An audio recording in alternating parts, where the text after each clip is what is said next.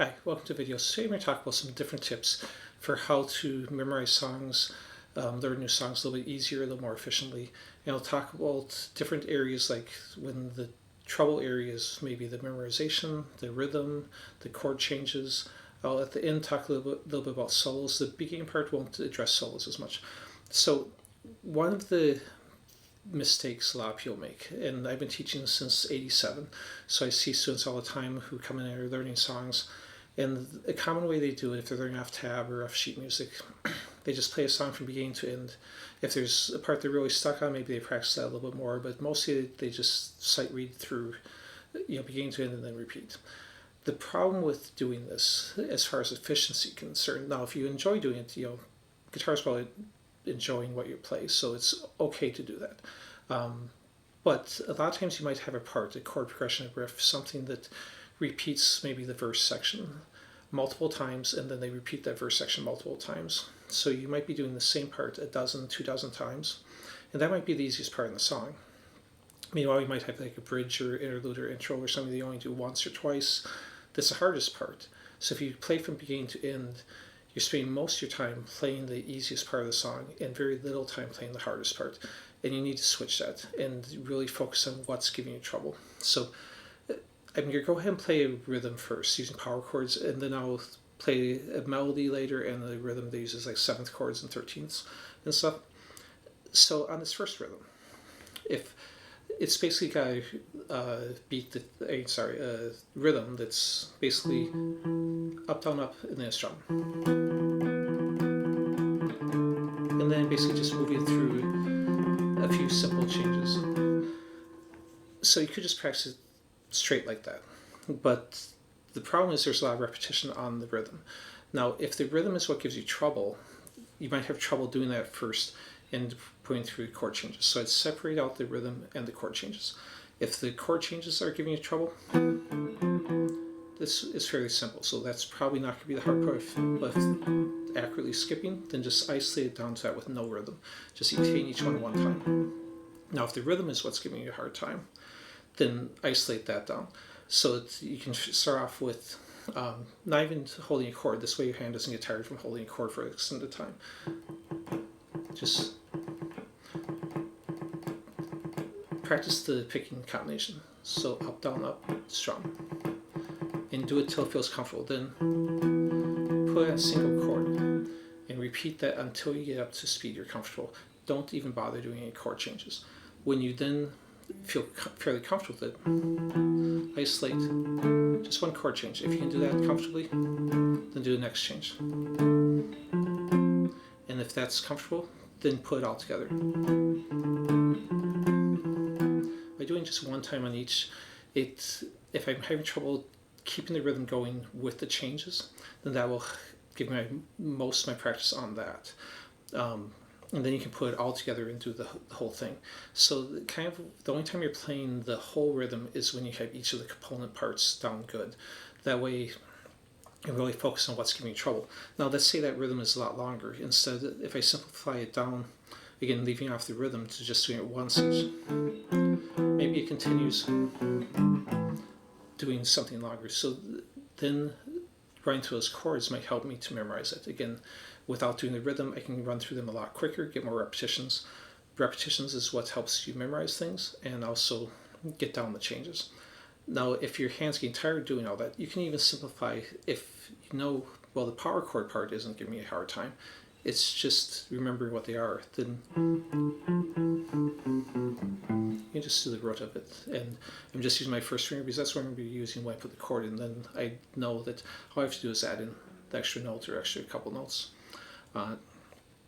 Because again, focus on what's hard. If just memorizing what chords you're playing, E, D, F, E, etc., then that's what you need to focus on. Okay, now if the chords themselves are hard, for example, maybe I'm doing a rhythm that's more, where I'm moving through, different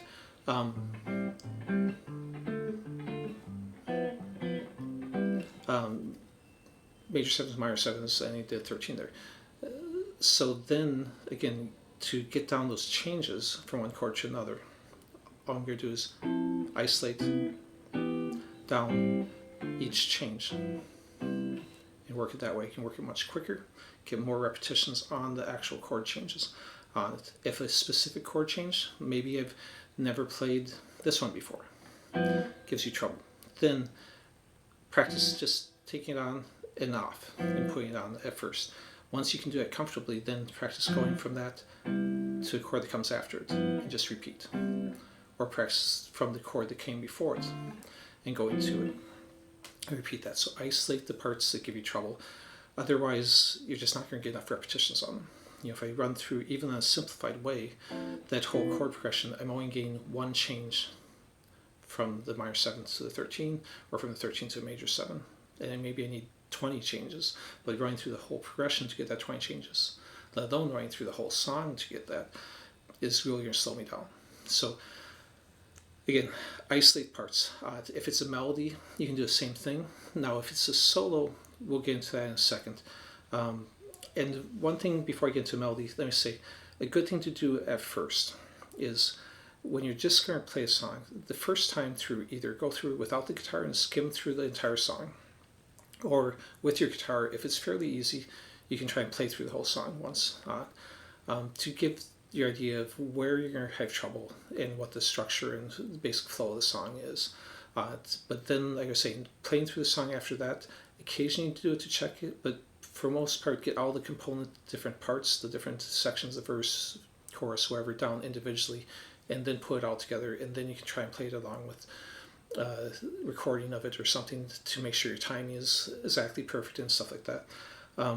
When you're skimming through it, another thing to look for is anything you don't know. Like if you didn't know that one chord, then you can isolate and memorize that before you jump into even the progression at all, because it's going to be basically like running into a brick wall if you know all the chords, but then you hit a chord that you've never played before. So isolate before you even start playing the song the sections that you don't know at all, like you've never played a chord, or if it's a solo, an arpeggio or something, and play those outside of the context of the song and get comfortable with them, and then tackle the song as a whole. Another thing I see students doing, and probably when I started off I did this too, if you see notation you don't know, don't just ignore it. Sometimes people will see a repeat sign, they don't understand exactly how it works, a DSL coda or something like that, or symbols like staccato or accents or ties, and they'll play the entire song and they'll just ignore it. But the problem is that's again going to slow you down too, because then you try and play along with the record and it just doesn't sound right, or you're not repeating to the right section. So do a quick Google search. It's not that hard. Just type in like guitar notation symbols. You'll find dozens of sites that will give definitions of all the common ways that things are notated, and do that before you even start the song. So anyway, so let's go and jump into the melody. So if I have a simple melody like this that has like slow parts, then I can, just like in the rhythm part, then doing that idea of taking the rhythm out, or maybe leaving a little bit of a pause, allows me to get through it quicker and can memorize the notes quicker. So you can apply that to melodies just like we did with the rhythms. But now if you have something that's all real fast playing, just 16th notes in a solo or something, or in an instrumental, then taking out the rhythm is not going to help you any, because the rhythm really there isn't much of rhythm. It's just a steady playing of notes, and when we take out the rhythm, that's what we're doing too. So in those cases, some things you can do when you're originally looking through the song, if you know things like keys, and if you know like what chords are in key, and if you don't, I'll put a link to a video up there that easily shows that, or and you know your scales and stuff. If it's in standard music, just look at the key signature. If you have, you can easily download something like this, Circle of Fifths, and that will show you, what the names of the different keys are. They have 1 sharp, 2 sharps, etc., flats. So if you check out what the key signature is, that will give you an idea, if they're staying in key, of what chords are going to be used, what scales are going to be used, and when you're learning a solo or something, or even a rhythm, that can speed up your ability to recognize what's happening. If you don't know your keys, but you know some of your scale fingerings, maybe you see a lick, wherever it is, if you recognize what fingering that's from. So in this case, if I'm playing like here, what I'm playing is from like a Phrygian scale in the key of A major. If you can recognize that that's a Phrygian scale, then you're going to be able to anticipate what notes are coming next. And if it is written in standard music, even if there's tab, a lot of times they have standard music above that, you can look for what's called accidentals, meaning sharps, flats, or natural signs. If you don't see any of those written in the notes, if it's just all notes without any accidentals written in there, then you know they're staying in the key 100% of wherever key it's written in. So that means they're staying in the scale 100%. If you see a bunch of accidentals, then they may be adding in chromatic notes, or they maybe changed, they're switched to a natural minor. Maybe they changed keys momentarily, but they didn't change the key signature. So, if you can recognize the scales, if you recognize what key, that can help speed along the soloing. But simplifying the rhythms won't necessarily help with that. Even if it's just like a pentatonic scale or something, if you can recognize that the parts playing in a pentatonic scale, that will again help you to see the structure behind the solo and anticipate what's going in next and memorize a little bit quicker. And once you've recognized the scale, then I would go ahead before you play a solo, just play through that scale in that position.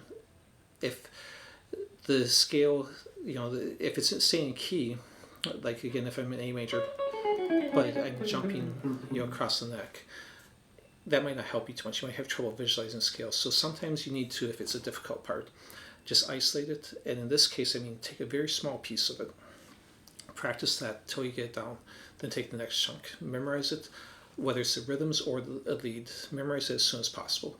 As long as you're looking at sheet music or tab, it acts as a crutch, and it's going to slow down your ability to play it, because you have to look, most people, especially at beginning intermediate players, are going to have to look at their guitar when they're playing. If you have to look at your guitar, then look at the sheet music and back and forth, that's going to create hesitancies. So get it off the paper as quickly as you can. You can use it kind of like a flashcard, where you stop looking or flip over the sheet music and see if you can play it by memory. If you can't and you need to check your answer, just like a flashcard, you just flip it back over, check what the notes are, and then say, okay, I think I can remember that, flip it over and try it again. If you do this on small chunks, you will memorize them fairly quickly, and then you can add the next chunk and then combine them together. Another thing, if you are doing a song by ear, or if you're arranging it from sheet music and I have tab, looking through it ahead of time, one of the things to look for is what range it's playing in. So you can decide, for example, if I'm playing an E note, these are actually all in the same octave. So in standard music, they're not going to notate that any differently. Or if you're doing it by ear, you might not be able to hear the difference in the tone from the different string. You just know it's that E note. So picking where to play it will speed up the process. I know I've made this mistake before where I didn't look ahead, and then maybe I picked this E, and then I had to do E minor arpeggio. So then I'm having to go and jump all the way up the neck because I don't have more strings. But if I would have picked this E, I could have done it all in one position. On the other hand, if I have to go to a bunch of bass notes, then this E would be the perfect one to do, because I've got a bunch of lower strings I can go to, while the up here might not be the best one. So, sometimes you'll make mistakes and you have to rearrange stuff, but if you can get it right the first time because you look ahead and know where it's going to be flowing to, that can, help speed up the process too. Anyways, it's still going to take a lot of practice. There's no easy way to learn a song, but if you break it into small chunks and focus the majority of your time on what's giving you the difficulty, the memorization, the chord changes, the rhythm, this will make it faster. Okay, hope this helped. Please subscribe, like, and I'll see you next time. Thanks for watching.